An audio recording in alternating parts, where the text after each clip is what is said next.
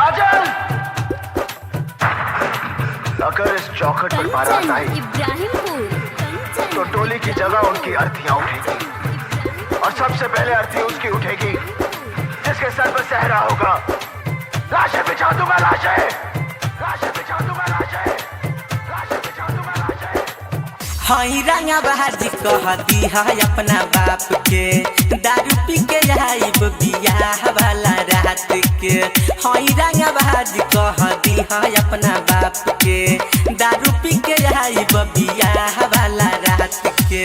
हम ना डराइब हो लेके तो है जाइब हो, जवन साला बोली ओकरा टांग धक फाड़ब। मरवा में तोहरा बरबा के हम ही गोली मारब, मरवा में तोहरा बरबा के हम ही गोली मारब। इन हाथों ने सिर्फ हथियार छोड़े हैं, चलाना नहीं भूले। Music by Roshan Kumar. हाँ शीशा के जैसे दिल टूटे न दे हम, अखिया के सामने प्यार लूटे न दे हम। लाशें बिछा दूंगा, लाशें बिछा दूंगा, लाशें। शीशा के जैसे दिल टूटे न दे हम, अखिया के सामने प्यार लूटे न दे हम। बानी तोहरे दीवाना देखिया जई जमाना, शादी के कार्ड तोहरा अंगना में फाड़ब। मरवा में तोहरा बरबा के हम ही गोली मारब, मरवा में तोहरा बरबा के हम ही गोली मारब, मरवा में तोहरा बरबा के हम ही गोली मारब। आखिर तुम्हारा हमारा रिश्ता ही क्या है? रिश्ता में कुछ नहीं जानता, सिर्फ इतना जानता हूँ कि तुम मुझसे प्यार करती हो। चाहिए जवानऊ हम पूरा करीले, दुनिया के डर से ना पीछे हटीले। लाशें बिछा दूंगा, लाशें बिछा दूंगा, लाशें। हाँ चाहिए जवानऊ हम पूरा करीले, दुनिया के डर से ना पीछे हटीले।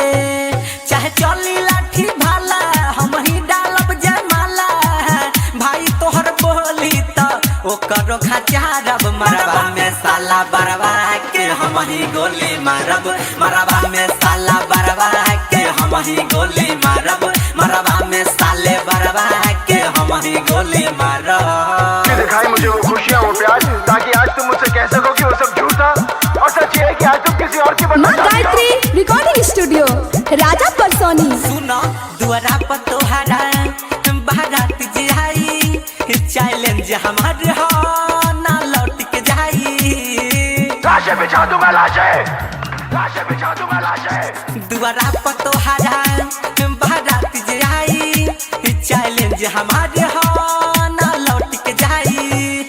रोशन विकास राम जीराज, रोशन विकास राम जीराज, कहे जवन छुई हो करी दुनिया उजारब। मरवा में तोहरा बरवा के हम ही गोली मारब, मरवा में तोहरा बरवा के हम ही गोली मारब, मरवा में तोहरा दुल्हा के हम ही गोली मारब। हई रंगा बहाजी कहती है अपना बाप के, दारू पी के आइब बियाह वाला रात के। हई रंगा बहाजी कहती है अपना बाप के, दारू पी के आइब बियाह वाला रात के।